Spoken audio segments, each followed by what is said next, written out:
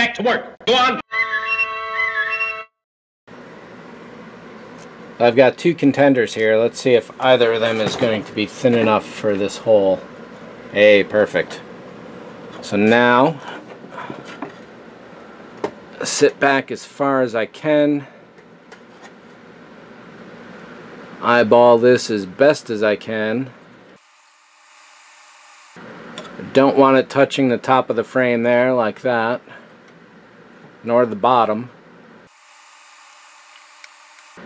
This is definitely a little bit subjective.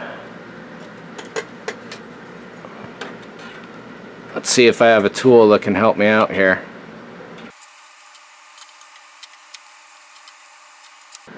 I think I like that.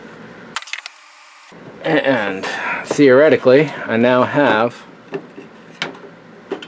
a center hole ready for drilling. Not quite center the entire thing, but that's to be expected. Let's go and do that with the other side.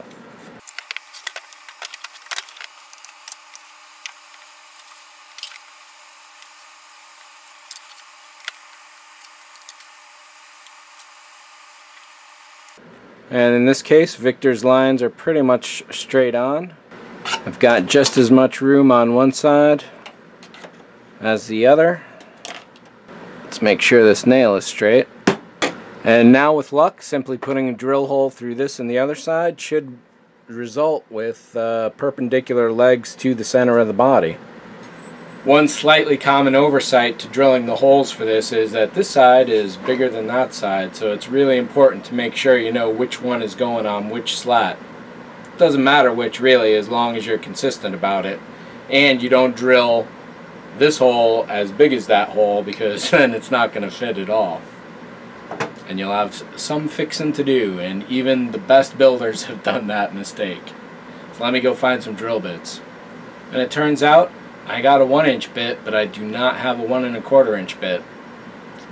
So that just slowed things down a little. Let's at least drill this side. And here we go.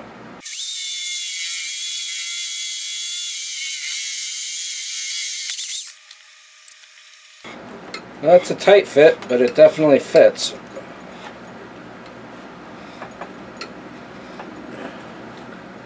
But maybe it needs a little loosening up. Looks like the battery's about to die, so let me catch up with you in a little bit.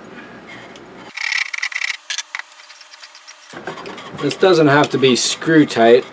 I do need to screw it through at this point to fit it though. However, obviously the tighter the better. And once I pass this through, that should be a fairly tight fit. Almost there. That certainly would have been something if I managed to get the Death Star gun exactly where the shoulder goes, huh? And there we go. Ah, that is tight. No wiggle room there. Well, a little bit of wiggle room. But once the other shoulder is in, that's not going to do anything at all. So I'm pretty sure I've got a buddy who has the drill bit that I need, so I got to run out for half an hour and then I'll be back. So, throwing the calipers on this, get 1.327-ish for a width, which would be what, 1 3/8 or so. Got myself a 1 1/4 inch bit, which will be close, but I'll have to file a little space just like that other side, and I wouldn't be surprised if that was like a 1/16 or an 1/8 off as well.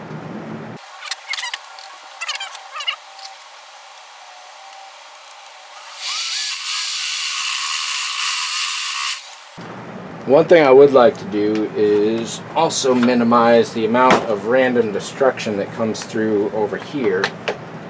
So, if I can get... Ooh, the drill will actually not fit.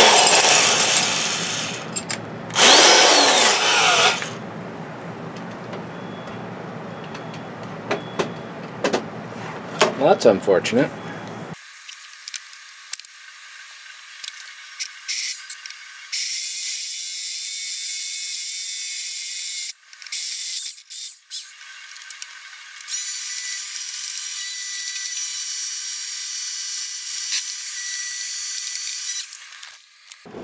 This side didn't splinter too badly, and I should be able to wood burn back around the parts that were damaged. Yeah, that'll be fine.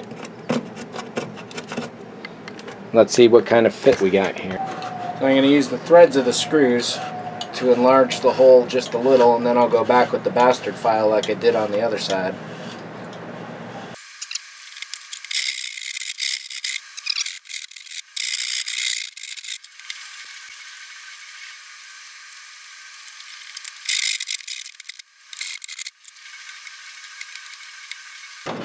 What looks like happened here is that either this layer splintered off the previous one, or material from underneath has completely disintegrated and gone away. Or it may have been a void in the wood to begin with, and I just happened to go through it.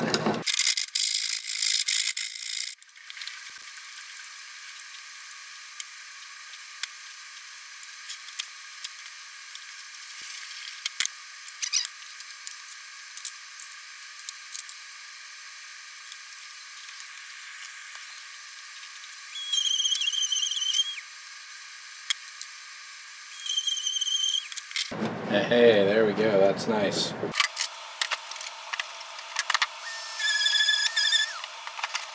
Much better, much easier. Very happy. Alright, so that pipe goes there like this. This pipe goes here.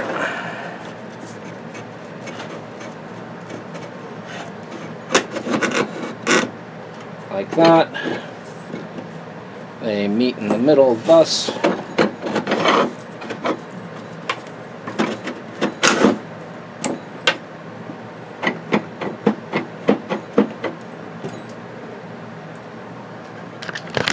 And now here's where the trimming factor comes into play.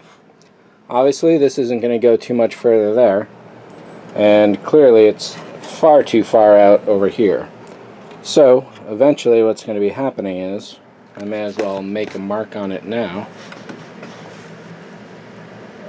Actually, I can't.